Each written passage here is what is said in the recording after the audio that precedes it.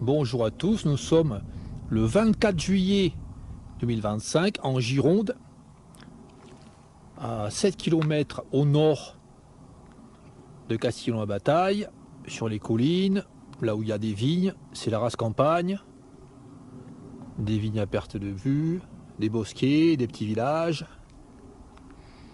Je suis venu filmer, je suis venu pas filmer, je suis venu observer la nature il y a environ une semaine sur ce lieu. J'ai remarqué que toutes les bordures des petites routes minuscules avaient été broyées partout sur des kilomètres, comme là. Donc là, c'est une route minuscule où deux voitures peuvent se croiser seulement. Là, tout le long, ça a été broyé, pareil là. Et il restait juste un endroit dans le virage, sur ce coin-là, de 2 mètres de long, de 2 ou 3 mètres de long, avec des plantes sauvages. Donc il y a le gars qui entretient, entre guillemets, le bord de route, qui est venu exprès pour couper toutes les fleurs qui restaient à cet endroit. Donc voilà les dégâts qu'il a fait il y a quelques jours, on voit que c'est frais. Il a coupé cet origan. Enfin toutes les fleurs qu'il y avait avec des papillons. Il y avait pas mal de papillons, des petits papillons bleus. Il y a la sous-famille des poliomatinés qui butinaient les fleurs à cet endroit. Et là, tout a été massacré. Il a coupé également ces plantes-là, ce sont des sauges des prés. Et puis une plante que j'avais observée que sur ce secteur.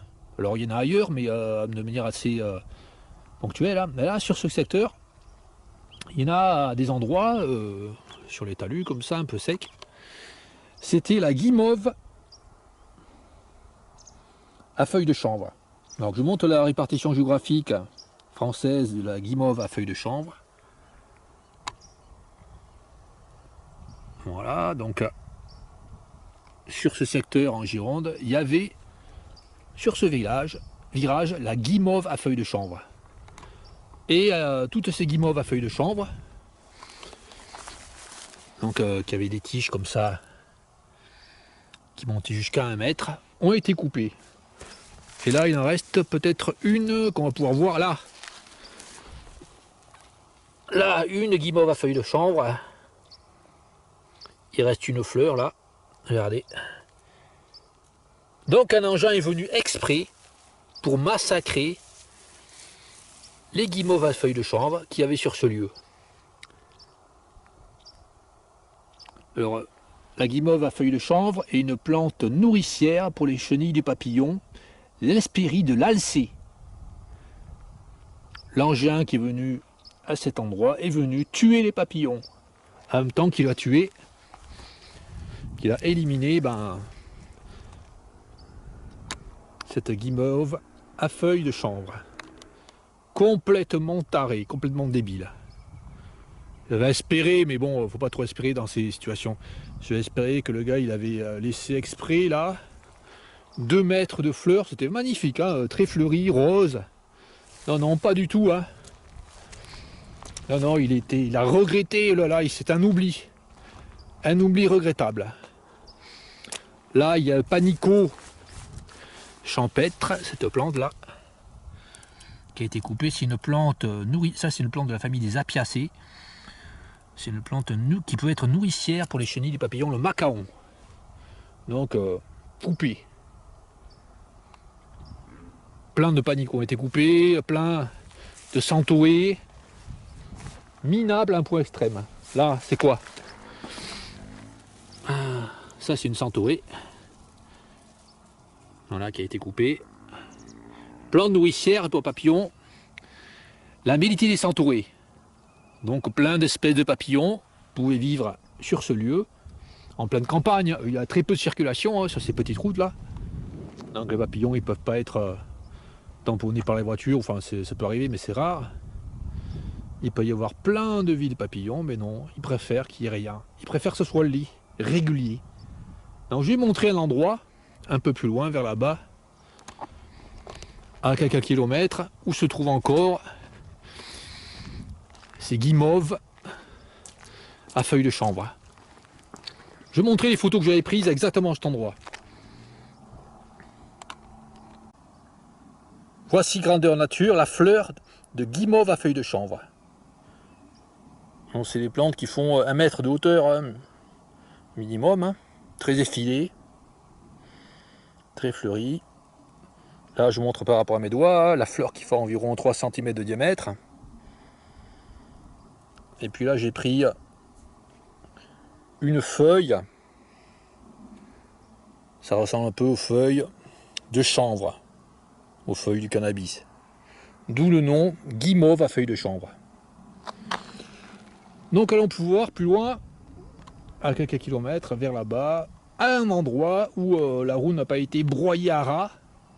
Et nous allons voir qu'il reste encore de ces guimauves à feuilles de chanvre. Alors qu'est-ce que pensent les propriétaires sur ce lieu, hein? Je vais vous montrer ce qu'ils en pensent. Hein. Non, je vais vous montrer l'entrée d'une propriété. Hein. Bon, je vais pas montrer le nom de la propriété. Je vais pas montrer le numéro. Je vais montrer ce que pensent les gens du pays. La plupart, hein. Voilà ce qu'ils pensent. Ils pensent que devant la propriété, il faut raser tout à ras. Surtout ne pas laisser de fleurs là. Il y a des fleurs qui sont laissées là, des centaurées, juste au pied de cet arbre. Je pense qu'il faut ne pas les laisser. C'est vilain. Et là, de ce côté, il y a encore des graminées, hein. Mais ça va être nettoyé. Ils appellent ça nettoyeux. Et tous les arbres que nous voyons là, des centaines, hein, ce sont des... Comment ça s'appelle ça? Ces arbres avec ces fleurs là. Avec ces grosses graines.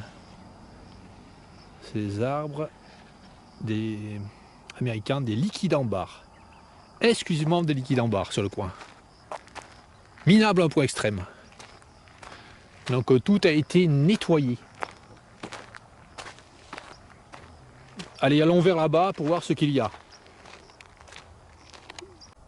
Sur les affiches que nous avons vues sur l'aire du Loubier, en Haute-Vienne, il y avait écrit que il valait mieux exporter les herbes coupées pour la biodiversité, c'était mieux. Ben là, ils n'exportent pas les herbes coupées. Hein. Les herbes coupées s'accumulent sur une épaisseur importante, là 10 cm, avec toutes les fleurs dedans. Hein. Là, les fleurs de centaurée. Hein. Donc ça s'accumule sur le sol, ce qui fait que la bordure de route, avec ces plantes vertes coupées, a un sol qui s'enrichit. Hein. Donc le sol est plus riche, ça fait de l'engrais vert finalement, hein, pour le sol. Et plus il coupe l'herbe, et plus il laisse l'herbe reposer comme ça sur le sol, plus la bordure de route est fertile, et plus l'herbe pousse vite, et rapidement et haute les années suivantes. Donc il favorise au maximum la poussée d'herbe sur le bord des routes. Et ensuite il favorise au maximum, enfin, ce qui leur permet de venir en disant oh là là, faut couper, il y a plein d'herbe. Et puis ce que ça favorise aussi, c'est la baisse de la biodiversité, le fait qu'ils laissent l'herbe comme ça, coupée au sol. S'ils ne coupent pas l'herbe, il y a beaucoup plus de plantes thermophiles, il y a beaucoup plus de plantes telles que la plante, la guimauve à feuilles de chanvre. Nous allons voir là-bas, donc à quelques kilomètres, pas tout à fait tout droit, en tournant un petit peu là, quelques routes. Sur une route, une portion, il reste la guimauve à feuilles de chanvre. Allez, c'est parti. Juste avant d'y aller, je vous montre ce nom de la guimauve à feuilles de chanvre. Voilà, ça s'écrit comme ça. Le nom latin, Althaea cannabina, famille des malvacées. C'est une des plantes nourricières pour les chenilles du papillon, l'Hespérie de l'Alcée, Carcharodus alceae. Allez, allons plus loin. Voir ces guimauves à feuilles de chanvre.